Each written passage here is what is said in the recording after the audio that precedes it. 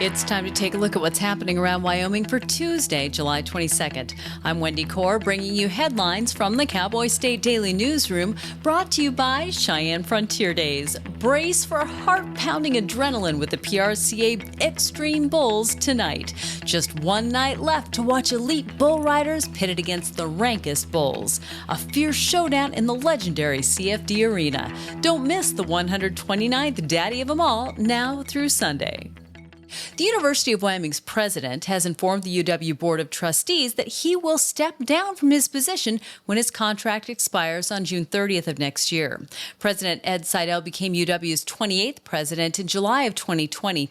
Cowboy State Daily's Claire McFarland reports that Seidel's resignation comes after the demotion of a popular professor who has since sued the university. A very popular dean of the engineering school was demoted after controversy. Ed Seidel is accused now in court in a lawsuit of pushing for substantial state monies to go away from the engineering college and into a spin-off school that his wife was running. According to a statement that UW released Monday, Seidel shared his plans with the board 1 year in advance to give time for a thoughtful, inclusive search for the university's next president and to help with the transition. The mayor of Cody spent the weekend in the Park County Detention Center after her arrest early Saturday morning on suspicion of driving while under the influence of alcohol. 65-year-old Leanne Ryder made her first court appearance in Park County Circuit Court Monday afternoon. Cowboy State Daily's Greg Johnson reports that Ryder has pleaded not guilty to the charge. She was arrested in the early morning and took a breathalyzer. We don't know exactly what the level was, but it was, according to the sheriff's office, above the .08 limit. Mary had her first appearance in circuit court Monday afternoon. It was virtual and it was very, very short. They pled not guilty. The judge set a possible trial date and just released her on her own recognizance. Ryder was elected to the Cody City Council in 2023, then ran for mayor in 2024. She beat her challenger by a landslide in November's general election, getting more than 73% of the vote. Well, for a while on Sunday, it seemed that the prayers of Grizzly 399's fans had been answered, with social media posts declaring that her last cub, Spirit, had been found alive and that her identity was confirmed through DNA testing. The story blew up online, but it was bogus. Cowboy State Daily's Mark Hines reports that, however, like many rumors that gained traction, this one was at least somewhat based in truth. The grizzly bear study team did capture and study, just as part of their routine bear studies, an approximately 2-year-old female bear in June. Somehow the rumor got started that that was DNA confirmed to be Spirit. There's two big problems with that. Number one, the Park Service is telling me that DNA samples from that bear that was actually captured haven't been processed yet. And number two, as Tom Mengelson, who probably knows 399 and her family better than anybody, said, even if they did find out that it shared DNA with 399, so many bears in Grand Teton area do. And he's right. I think she had 18 cubs, plus many of them went on to have cubs. Mengelson said if DNA results reveal that the bear in question is related to Grizzly 399, then this bear's 2-year-old demographic could lend credence to the idea that she is, in fact, Spirit. Well, if Longmire Days had to pay Australian actor Robert Taylor to attend, it would be far out of reach. But it's not money that brings the actor to Buffalo's annual festival, celebrating the television show based on author Craig Johnson's best-selling novels. Taylor, who played the show's title character until the series ended in 2017, told Cowboy State Daily's Renee Jean that he comes to Longmire Days in Buffalo every year because, just like the thousands of fans who flock to the fictional town of Durant every summer, he loves Wyoming. Half of the people who come to Longmire Days every year are new people who have just discovered Longmire Days. I talked to a 78-year-old woman who stumbled across it. She's traveling around in her little camper van. One gal I talked to actually moved to Wyoming after going to Longmire Days. Just the people being so friendly. The place is beautiful. People fall in love with it. One lady I talked to is actually tattooed Sheriff Walt Longmire on her leg. Longmire has just tapped into something very deep for people. I think part of it is we're not talking about an anti-hero here. Walt Longmire has his problems, like we all do, but he's a good guy trying to do good in a world that's not always good. I think people just relate to that. The show's star, Robert Taylor, has turned down paying work twice to be in a place where no one is paying him at all, except with smiles and reunion hugs from the extended family he's met over the years that he's participated in the festival. I'll be back with more news right after this. RER is transforming rare earth production and disrupting China's global dominance.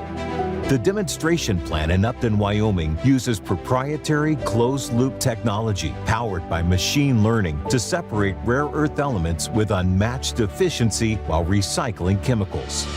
Through the demonstration plant, partially financed by the Department of Energy and the Wyoming Energy Authority, RER is securing America's critical mineral supply through innovation and technology. An emu named Gary was killed when the Evanston Police Department lassoed it as it was wandering through a trailer park on Sunday. They were trying to wrangle it to the ground when the bird's neck broke.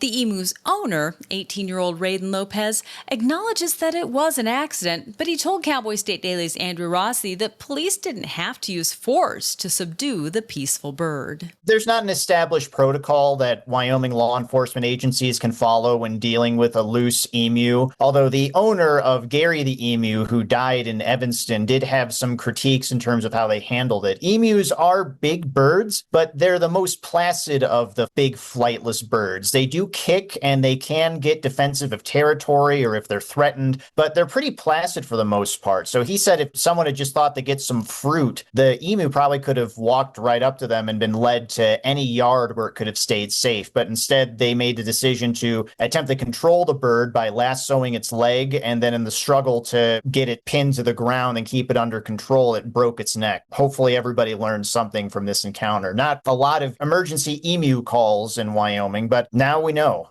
Lopez's mother said her son had spent the last 3 weeks fighting wildfires in Utah to get the money to pick up the emu. He was using that money and other money he earned from odd jobs and graduation gifts to set up a petting zoo at the Uinta County Fairgrounds. Well, following a trend of firearms companies setting up shop in gun-friendly Wyoming, the KelTech factory in Rock Springs is up and running with a goal of churning out 1,000 pistols every week. The operation was years in the making. Cowboy State Daily's Mark Hines reports that the Florida-based company announced plans for its KelTech West factory in Rock Springs in 2022. They're churning out their P57 model handgun, which is a very bare-bones, basic, lightweight, high-capacity self-defense pistol. It's a bit unusual insofar as it loads through stripper clips, which is a strip of cartridges that you put inside the action of the pistol and push down. Kind of old school that dates back to like World War I infantry rifles. But they expect it to gain good traction and kind of hit that niche in like the beginning self-defense shooter market because it's lightweight, easy to handle, high capacity, affordable price. And that is coming out of Wyoming. Other firearms companies that recently set up shop in Wyoming, such as Weatherby and Sheridan, have also cited Wyoming's conservative, gun-friendly culture as reasons why they decided to settle in the Cowboy State. Out-of-state immigration detainees are entering Wyoming in high volumes, including a batch of 44 transported Friday to Casper. An ICE official told Cowboy State Daily's Claire McFarland on Monday that the intent is to alleviate the constant overcrowding of the U.S. Immigration Enforcement and Customs detention facility in Aurora, Colorado. Dozens of ICE detainees from the Aurora facility down in Colorado are being transported into Wyoming jails. Natrona, Uinta, Sweetwater, others with federal contracts or federal agreements in place. Detractors worried, like, is this going to overburden the jails? Are they going to be released onto the streets of those counties potentially? ICE countered saying, okay, they can't think of any situation where those detainees would be released, like into Sweetwater County, for example, because to get released, they have to go back down for immigration court in Denver. They also said that they would work with the sheriffs about not just capacity concerns, but other concerns like staffing before just overburdening the jails. Another concern is that immigration attorneys may have a harder time contacting their clients amid the frequent movement. However, ICE officials praised the arrangements as a measure helping the agency to be more efficient in its work. Well, Murphy's Law is simple. If something bad can happen, it will. The phrase is widely known, but what isn't widely known is that the origin of the phrase dates back to 1885 right here in Wyoming and is connected to the iconic Ames Monument, the monolithic 60-foot-high granite pyramid that was built by the Union Pacific Railroad Company in Albany County.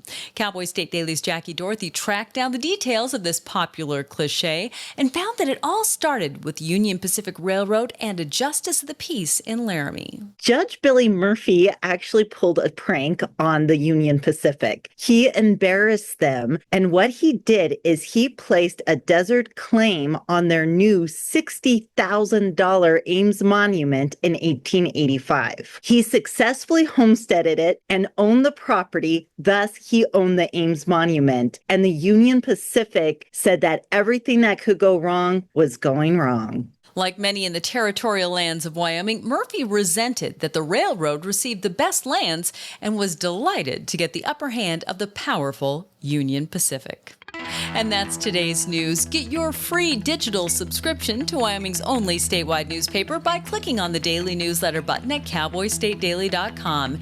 And you can watch this newscast every day by clicking subscribe on our YouTube channel, or you can listen to us on your favorite podcast app. Thanks for tuning in. I'm Wendy Corr for Cowboy State Daily.